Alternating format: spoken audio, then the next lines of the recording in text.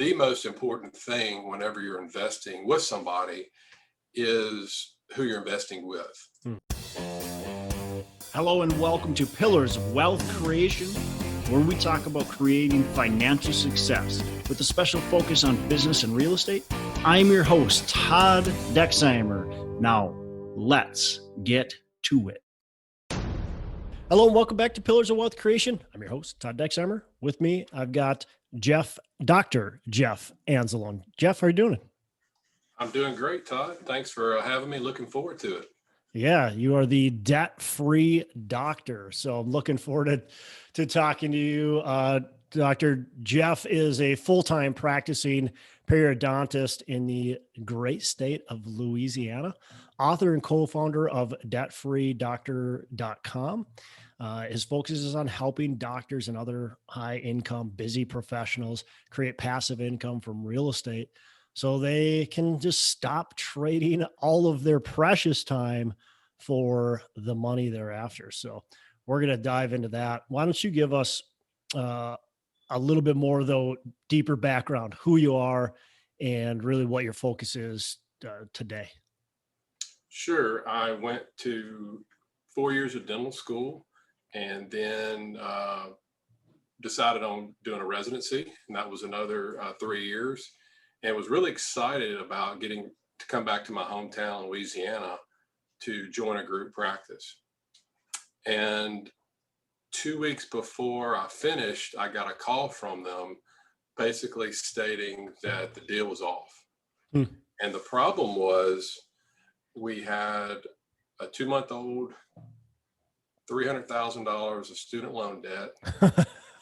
We'd already purchased a home. Oh, yay. This is getting better.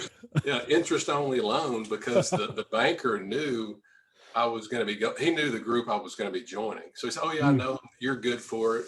But the worst part of it was I didn't have a clue how to start a practice. They don't teach you anything like that. So I went from more of an abundance type mindset. Hey, I'm going to get out and make good money. Not really worried about the loans, to more of a fear scarcity mindset, which actually really took me a long time to get out of. So that was the hole, that we started in. And luckily I had listened to some of the Dave Ramsey shows in the past, was kind of familiar with the 7 baby steps, which actually I've modified now that I have kind of see that, who his audience is and who, as you know, his audience is more towards, quote, the average American that makes the average income. I do think that those baby steps can be modified for people that make an above average income. But anyway, 6.5 years, we dug out of the debt. And shortly after that, I started my blog to start teaching people not only about that, but now what I'm really passionate about, and that's building passive income streams, typically using real estate. Yeah. What kind of real estate? Do you like a certain kind of real estate? Because we have kids and we're real busy, we chose the passive route. Didn't want to be an active investor. So typically syndications, multifamily, started to do some hotels this year. If you can find them, you can pick up some really good deals this year. Yep. And looking at possibly doing some self-storage in the future as well. Nice. Yeah, definitely. Hotels got smacked around pretty good during COVID. So if you can find the deal, there's some blood on the streets. That's kind of why we started going into senior housing as well. Same type of reason. Take me through that, like digging out of that hole, man. What a story. I mean, you're just like, you got the kid, you're like ready to roll. Right. And then it all kind of comes crumbling down. Take me through that, like, experience of digging out of the hole and the mindset that you had to have to dig out. Sure. Luckily, being from a small town helped because word spread pretty quickly. And I had another dental specialist reach out to me that had gone through sort of the same type of ordeal. And he allowed me to rent space from him. He was moving into a new office. So I Mm. rented space from him. I was able to use his equipment. I was able to share his staff. He helped me network in the area with other dentists. And he really took me under his wing and helped me out a lot. And the cool thing was I didn't have to take out any more loans because I was pretty much tapped out, as you can imagine. Yeah. Um, so that after working with him for about 2.5 years, um, I actually bought the building that I'm in now. But we use the quote Dave Ramsey debt snowball, just listed out all of our debts, smallest to largest. I had multiple different private and some other public and some other different types of student loans. I had several, so I started off with the smallest one. And actually, when we first started that year, I had to go back and resort to what I used to do in high school and college, and that was mow yards. And I was probably the highest trained, most qualified yard guy in the country. But you got to do what you got to do to put Yeah. food on the table. The 6 months after I graduated, the bills started coming in, the loans and that sort of thing. So had to get going. Hmm. Wow. What a story. So how did you get started? Like what got you going into real estate versus, when you talk passive investing, I mean, you could have just invested in some REITs or invested in, stock market like everybody else. You know, what got you into real estate? What was the trigger there? It was actually a snow skiing event. We went skiing probably say around 6 or 7 years ago. And when I got off the lift, I was with my wife and we started going, and a kid broke loose from a ski school and he darted in front of me. And when he did that, I swerved to avoid hitting him. And when I fell, when you fall, how you catch yourself with your hands. Well, when I got up, that's when I started realizing that my wrist was hurting. Hmm. And luckily, it wasn't anything major, but that was really the first time that I thought to myself, I started thinking, well, what would happen if I couldn't work? How would I provide for my family, whether temporarily or permanently? And that that was really the first time, because you never, like when you're a teenager, I've got two teenagers, you think you're invincible, so you think that nothing can stop you or whatever. So you don't think about things like that until you get injured or you get sick or hurt. And I realized that I really, all I was doing was like what most people, relying on one income source, the earned income from the practice.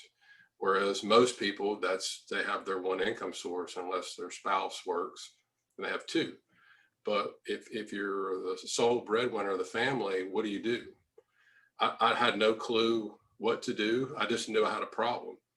And I started researching a lot and reading a lot, and realized that after reading in the past and then had reread The Millionaire Next Door and some other books, that 90+% of millionaires had real estate in their portfolio. I had zero, except my Hmm. primary home. Yeah. And again, didn't have a clue. At that time, I thought you had to be an active owner. You had to be a landlord. And I started going around town, and I know several people that help manage their parents' real estate. But the more I learned from them, the more I learned that it's a full-time job. And the time is a big thing, especially with kids. So luckily I'd gone to a meeting in Dallas and had learned that there's several other different ways to get into real estate without being a landlord. One of them being syndications. There's also some lending and that sort of thing. And that was about the time that the crowdfunding online started to become popular. So I started dabbling in that. And I did a few deals. They did pretty well. Actually, Realty Shares was the the big one back then, which as you may or may not know, it's actually has gone under since then, but did a couple of deals with them, patchofland.com, and a couple of debt deals. And I just decided to step it up a notch and do my first equity deal.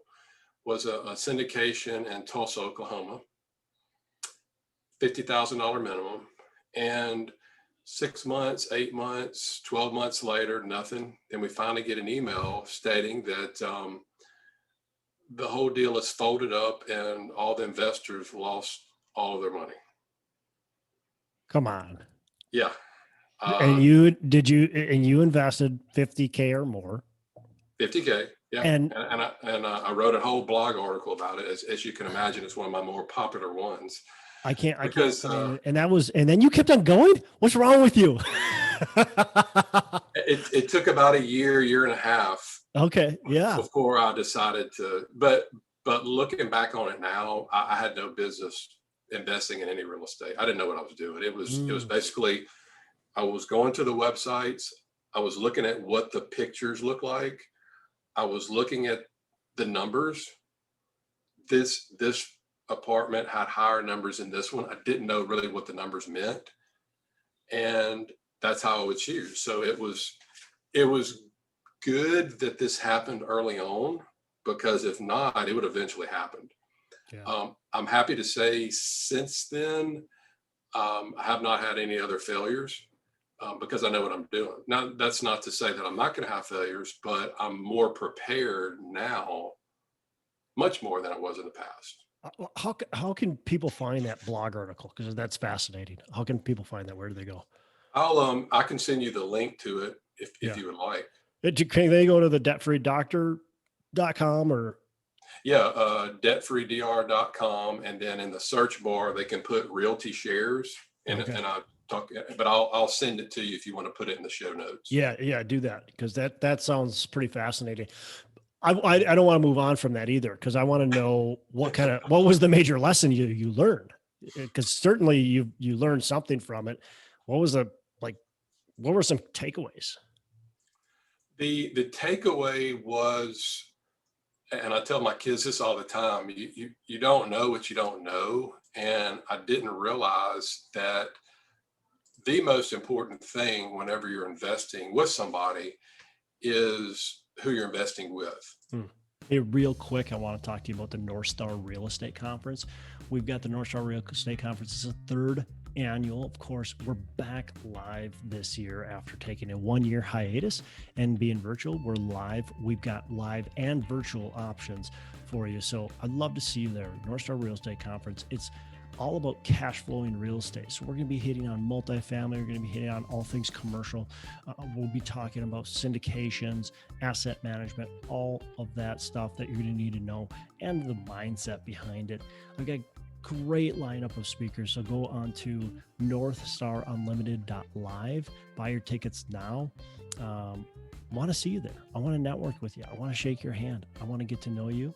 And we've got a ton of people that are going to be there wanting to do the same thing. So join us, North Star Real Estate Conference, October 7th and 8th. And it is in the Twin Cities at Mystic Lake Casino. So I hope to see you there. With these crowdfunding sites, now I don't know much about them now because I vowed never to invest with them again. But what they tell you is they're getting pitched deals all the time, and they're going through and they're only putting the best of the best out there for you.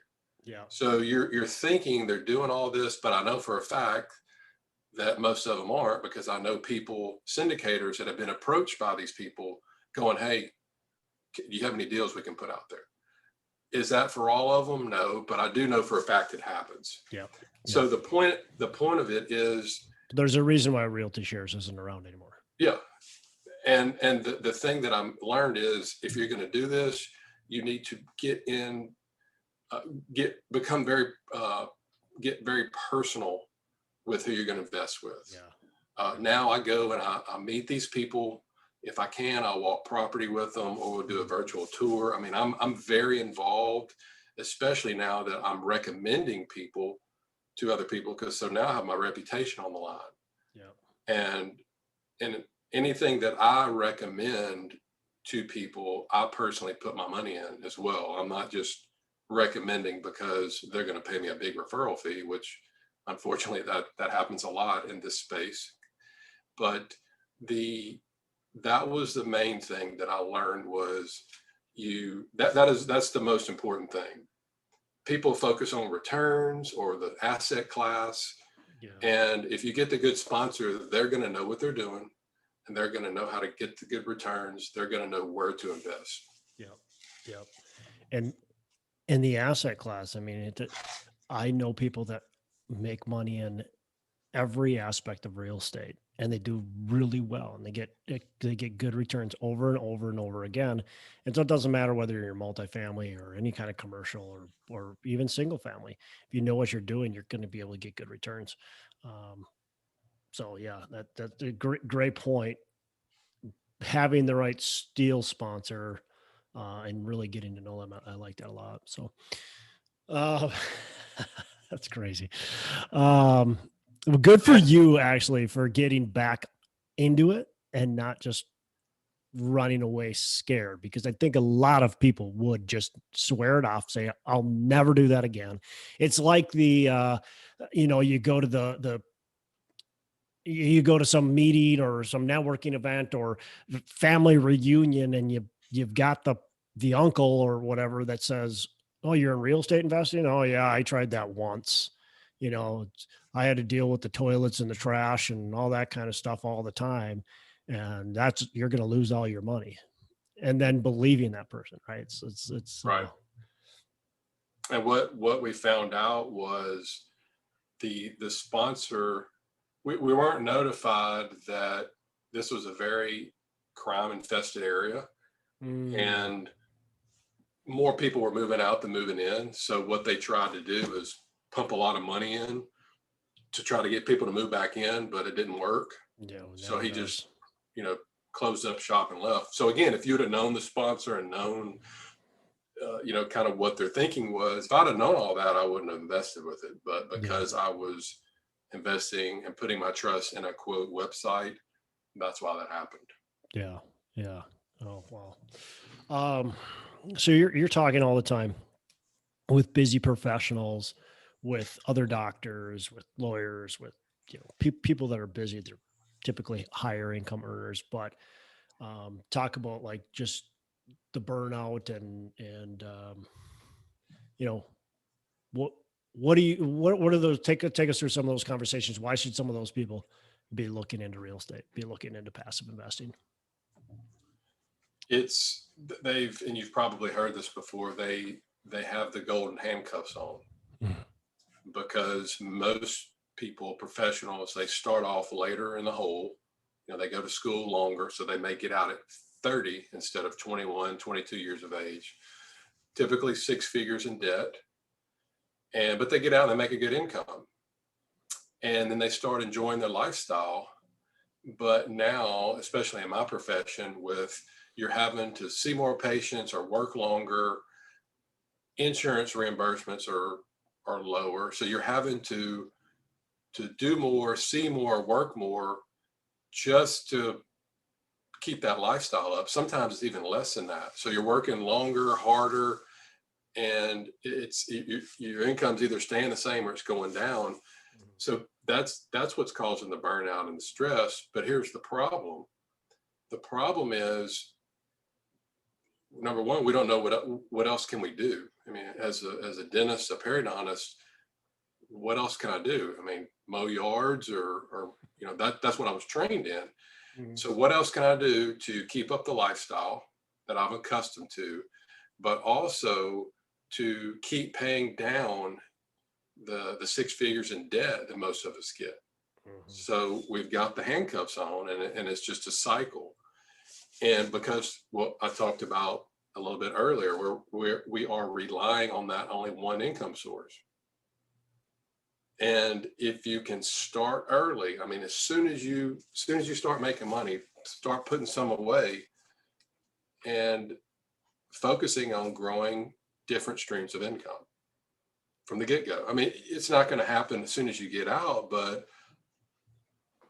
unfortunately what most people do 15, 20 years down the road, they look up and they realize they have a problem. But it's a lot harder to start then than it is starting off as soon as you get out of training.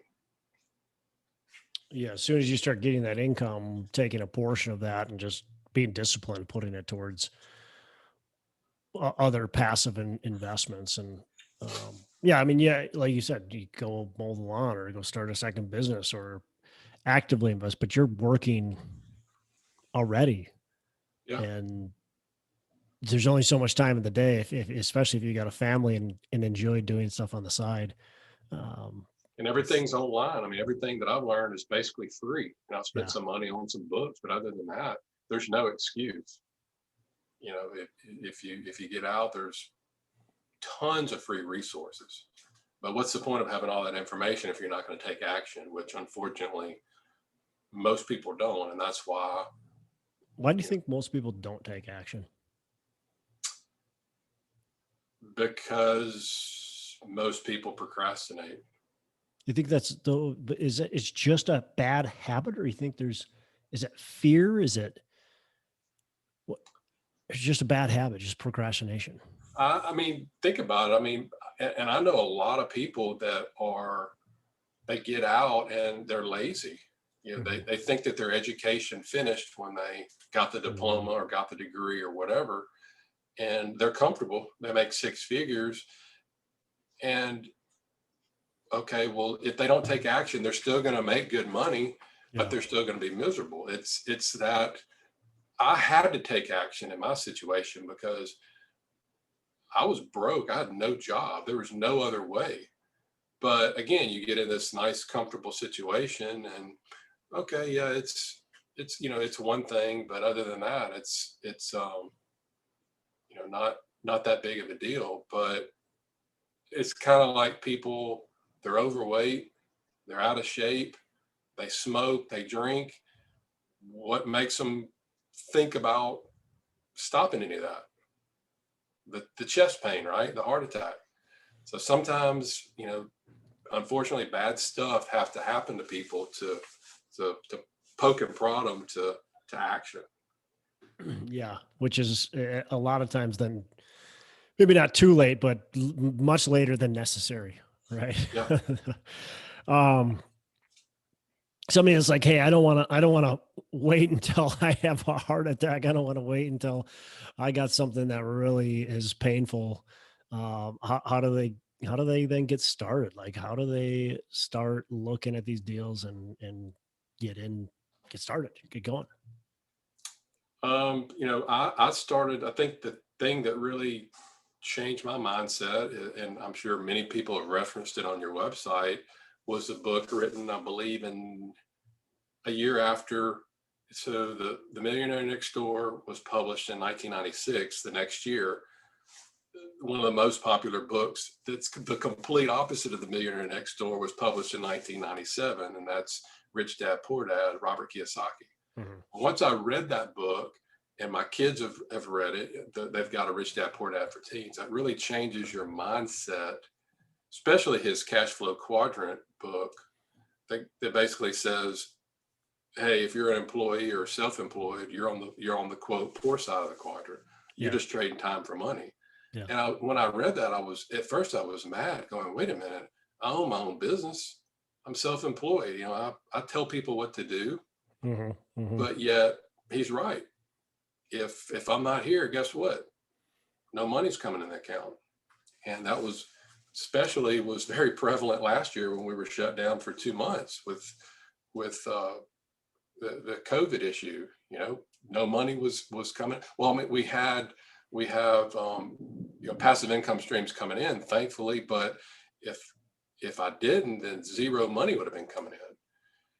And if you're an employee or you're self-employed and you read that book, that's a big wake-up call. So I would start there. I would start with his cash flow quadrant book and just go online and start. And I've got a lot of good resources on my website. Listen to podcasts such as yours. what I do is if I like somebody, like let's say you interview somebody and I like them and they have a podcast, they have a website, or they have a book, I'll start following them. And then typically they'll interview somebody or they'll reference something, and then I'll do the same thing. So that's how I have sort of filtered what I study, and that's how I operate. Got it. Yeah, that makes sense. There's a lot of resources out there. Like you said earlier, I mean, a lot of them are free. You get so much access to information, sometimes too much, right? So you gotta you gotta filter some of that out. But you've got to start somewhere. You've got to get yourself into that free material, into the education, start listening to podcasts, like you said. All really good stuff. You talked about a mistake already. Is there any other mistake that you've made along this journey, and how have you learned from it? I think especially with high income professionals, not being aware of of your tax situation. Mm, Just sending, every year, just sending your information to your accountant, and not really. Now, I'm not telling you you have to go and get an accounting degree, but understand what you're being taxed on, and figuring out a way to legally pay as less taxes as you can, because as the tax code was written for two types of people. Number one, small business owners. The IRS, they want us to start businesses. They want us to give people jobs, yeah. and they give you tax benefits for that, tax breaks, tax deductions. Same thing with real estate. They want you to provide housing for people, and for that you're incentivized. I wish I'd have known that early on, to when I started, because for high income professionals, your biggest expense is your tax bill every year. Yep. And I mean, if you can do that, then you can actually cut back on your work and still make more money. You're Mhm. working way smarter than harder. Yep. Yep. Yeah, you can cut like you can cut some of those taxes. Like you said, man. I mean, you're paying 40, close to 40%, or it depends on what state you're in, but you're paying close to 40% in Yeah, if taxes. you're in California, you're 50, 50, 52% yeah, now. yeah, How fun is that? yeah.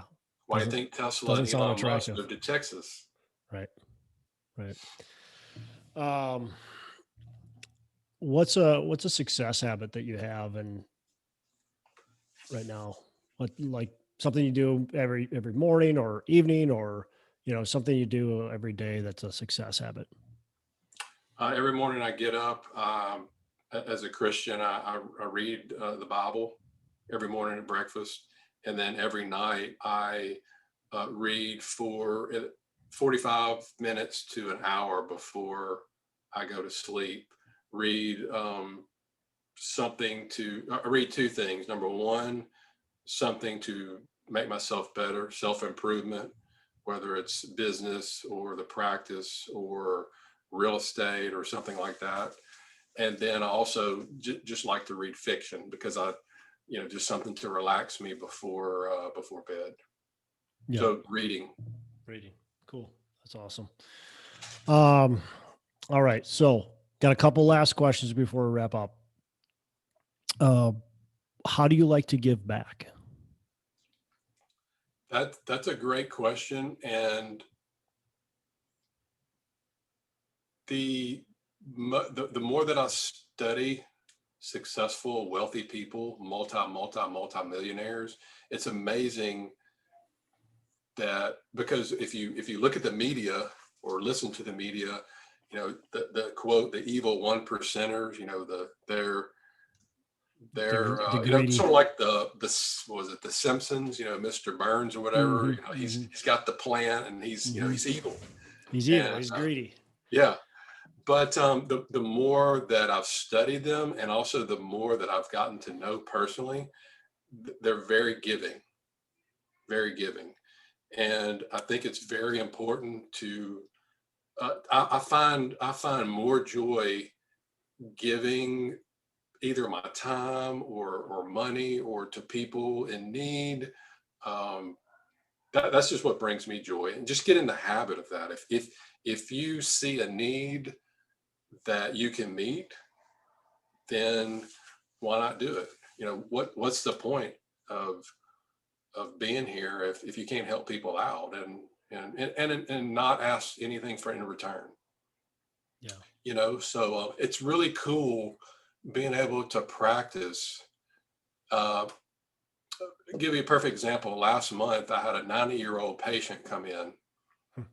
and it was scary because how much she reminded me of my deceased grandmother.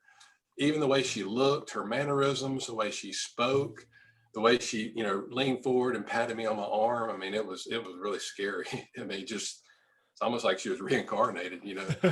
But she was miserable because she couldn't eat anymore. Her dentures were so loose, and she wanted dental implants. Looked in her mouth. Unfortunately, I mean, she had zero bone to work with, but her dentures are very old. So I told her, and I think her daughter was with her. I said, unfortunately, you just don't have any bone structure to work with for grafting or anything. I can't help you with that. I don't make teeth, but your dentures are so old. If you just got a new pair of dentures, then you would be much happier. And I said, look, a guy 3 blocks down the street, I went to dental school with him. He has a denture clinic. Let us make you an appointment there. We'll set it up for you. He'll take care of you. She said, okay. She was very appreciative. And I called him and I told him about her. And I said, look, you do what's best for her. You give her whatever she wants, send me the bill. And if you're stressed out, looking at each patient like a dollar sign, if you're, always needing to make a payment, it's really tough. And I remember those days, having to make the payment, having to make the rent or whatever. But when you get to the point where you're debt free and you've got all these extra income streams coming in, you can work or practice or whatever the way you want. And that's a great way. It makes going to work a lot better. Yeah. Yeah, for sure. And giving back like that is going to end up, your purpose maybe wasn't to get business out of it, but it's likely going to end up coming back to you. Well, whether it does or not, I mean, I sent her out on her way, so I wasn't going to get anything. But it's Yeah, just, you're not going to get business necessarily from her, right? But there was a need that I could fill. her whole family knows what just happened, and other people know what happened, and so it'll come back to you. And now, again, it's not your intention necessarily, but that's the whole thing with giving, is that oftentimes it comes back to us in abundance when we reach out a little bit more. So beautiful. You've mentioned several books, right? Rich Dad, Poor Dad, Cash Flow Quadrant, Millionaire Next Door. What's another book that you can pass on to our listeners, business or real estate or mindset? Actually, I was looking on my shelf. Actually, I just read this 2 months ago. For people that are on YouTube, it's this one right here, Die with Zero. Die with Zero. Die with Zero. Never Bill heard of Perkins. Bill Perkins. I think he's in early 50s now, but he was a hedge fund guy from Texas. And he really puts things in perspective. And he's not, when you first read the book, when I first saw the title, Die with Zero, I'm like, did my wife write this for me? But when you first think about it, it's like, oh, he just wants you to blow all your money. But he really puts things in perspective, and how, if you don't experience life and focus on things now while you're healthy, what's the point of working for 40 years and you get to be 75 and you want to travel the world and you don't have your health, or you can't do it, or so it puts things in perspective. And it really changed a lot of things that I was planning on doing big time. I mean, so that one has, out of maybe the last 3 or 4 years, I think that book has been most impactful in my life so far. How many times do you hear about the person that works their whole life? They have a retirement party, and within a short period of time, they get cancer and die, or whatever it might be. But all of a sudden, they can't do what they were planning on doing. They had this grand plan of living life to the fullest, and they're 65 years old, and all of a sudden something happens and they can't do it. So Happens all the time. Happens all the time. So that sounds good. Die with zero. I'm gonna have to read that. All right. So last question before we wrap up. What are your 3 pillars of wealth creation? That's a good question. I think discipline, be disciplined, whether that be how you operate each day, discipline in your work habits, discipline and how you save, invest. I do think having these could probably go together, having an appreciative attitude and being a giver. Because what's the point? Like we said earlier, what's the point of working and creating all this wealth if you're not going to do any good with it? And I guess my third one would be probably make sure that you, whether you are always in the stock market or whatever you invest in, that you are investing, you're able to invest to replace your monthly expenses, to back yourself out, for passive income. Focus on, if you can focus on replacing your monthly expenses as quickly as possible, well, then you're done. If you want to be done, you're financially independent. You can work as much or as little as you want. You can change careers. You can do volunteer, whatever. So if you start with that mindset right when you get out of training, what I tell people now is list your bills, smallest to largest. Like your cell phone bill, maybe like $200. Well, you get enough passive income coming in to pay off that $200. Well, now it's you're paying your cell phone bill, and move on to the next one until you do that. But we get out and financial advisors tell us, you have to, and look, we're going to be in it for the long haul, 40 years, and you have no options that way. Some people are cool with it. I'm not. And that if you want to do that, if you don't want to do that, that's fine. If you want to do it, that's what I teach on my website. It's amazing too.